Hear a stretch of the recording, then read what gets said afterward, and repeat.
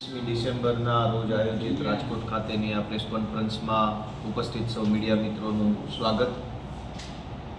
છેલ્લા 2-4 દિવસ પહેલાં જૂનાગઢ જિલ્લાના વિસાવદર ખાતે અમારા જૂનાગઢ જિલ્લાના આમ આદમી પાર્ટીના પ્રમુખ હરીશભાઈ સાવલિયા ઉપર બિલકુલ ખોટી રીતે એક આરોપ પોલીસ દ્વારા મૂકવામાં આવ્યો અને ખોટી એફઆઈઆર મેમની ધરપકડ કરી કોર્ટમાં રજૂ કરી રિમાન્ડ માગતા કોર્ટે એમને રિમાન્ડ આપવાની ના પાડી દીધી. કેમ કે ખોટી એફઆઈઆર હતી, ખોટા આરોપો હતા, એવી કોઈ ઘટના બની નથી. અને એટલા માટે કોર્ટે જ્યારે જોયું અને કોર્ટને એવું લાગ્યું કે આ ઘટનામાં રિમાન્ડ આપવા પાત્ર નથી, તો રિમાન્ડ આપવાની ના પાડ્યા પછી ગઈકાલે રાત્રે ફરીથી હરેશભાઈ સાવલિયાની વિરુદ્ધ જેલમાં એક કાવતરું ષડયંત્ર ઊભું કરી હરેશભાઈને અન્ય કેદીઓ પાસે માર મરાવડાવી અને પછી ઉપરથી એમની જ ઉપર ફરીથી એક ખોટી એટ્રોસિટીની એફઆઈઆર ગઈકાલે દાખલ કરવામાં આવી છે. હરેશભાઈ સાવલિયા અમારા આમ આદમી પાર્ટીના જિલ્લાના પ્રમુખ તરીકે કામ કરી રહ્યા છે અને ખેડૂતો માટે લડાઈ લડી રહ્યા છે. ગુજરાતમાં જે લોકો ખેડૂતો માટે લડાઈ લડે છે એમને ભાજપ દ્વારા જેલમાં મોકલવાનું આખું આયોજન ગોઠવાયું છે. અમારા નેતા રાજુભાઈ કરપડા, પ્રવીણભાઈ રામ, રમેશભાઈ મેર સહિતના અન્ય ખેડૂત આગેવાનો આજની તારીખે પણ રાજકોટની જેલમાં છે. જે લોકો ખરેખર ક્રાઇમ કરે છે, ગુંડાગીરી કરે છે, મારામારી કરે છે, અસામાજિક પ્રવૃત્તિ કરે છે, એમના ઉપર એફઆઈઆર નથી થતી. આજે જ ભેસાણની અંદર ભાજપના જિલ્લા પંચાયતના ચાલુ સભ્યએ તાલુકા પંચાયતના સરકારી અધિકારીને માર માર્યો, ચાંદી મારી નાખવાની ધમકી મારી અને ભ્રષ્ટાચાર કરેલા ખોટા બિલો ઉપર સહી કરવા માટેનું દબાણ ઊભું કર્યું.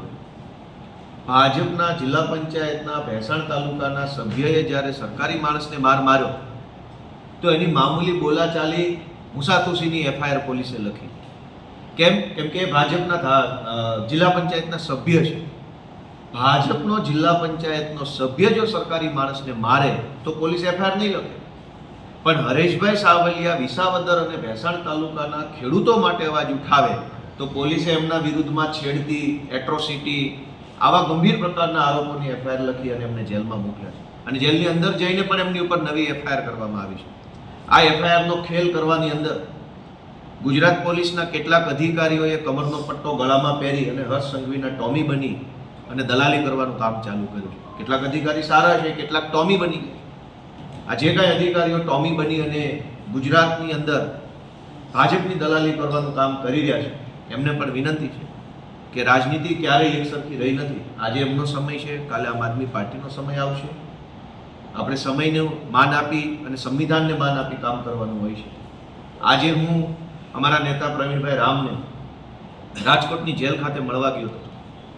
મેં જ્યારે સવારમાં ફોર્મ ભર્યું તો પ્રવીણભાઈ રામના પિતાશ્રી, એમના કાકા, એમના ભાઈ અને અન્ય સગાવાલાઓ મારી સાથે હતા.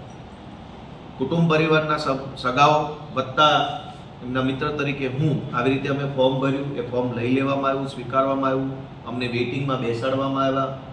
જ્યારે વારો આવવાનું નક્કી થયું કે હવે મળવાનો વારો છે ત્યારે અધિકારીઓ આવીને મને એમ કીધું કે તમે પ્રવીણ રામને મળી શકશો નહીં, તમને મળવા નહીં દઈએ અમે. મેં પૂછ્યું કે શું નિયમ છે, શું કાયદો છે, કંઈ લખ્યું હોય તો મને તમે કહો. તો એમણે કીધું કે અમને ઉપરથી ના પાડી છે, કોઈ કાયદો નથી, બસ ઉપરથી ના પાડી છે તો અમે તમને નહીં મળવા દઈએ.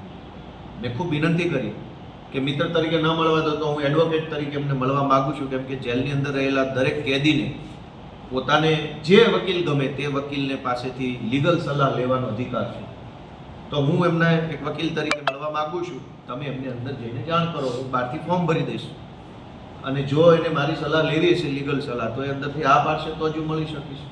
તો મને વકીલ તરીકે મળવા દેવાની પણ આજે ના પાડી. આજે પ્રવીણભાઈ રામનો જન્મદિવસ છે એટલે મને એમ હતું કે એમને મળી, એમના ખબર અંતર, સ્વાસ્થ્ય સંબંધિત સમાચાર પૂછીશ. એમના પપ્પા પણ હતા, એમની પણ ઈચ્છા એવી હતી કે આજે જન્મદિવસે મળીએ અને પ્રવીણભાઈને શુભેચ્છા પણ આપીએ, ખબર પૂછીએ. પણ આજે પ્રવીણભાઈના પપ્પા કે એમના સગા ભાઈ કે એમના સગા કાકા કે હું આજે કોઈ જેલમાં મળી શક્યા નથી.